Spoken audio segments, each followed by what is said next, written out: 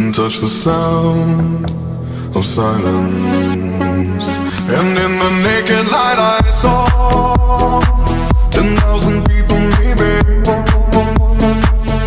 people talking without speaking, people hearing without listening, people writing songs that voices never share, and no one dared disturb the sound of silence.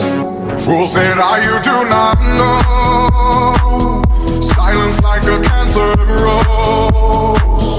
Hear my words and I might teach you. Play my arms and I might reach you.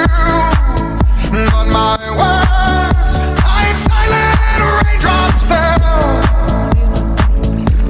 and echoed in the wells of silence.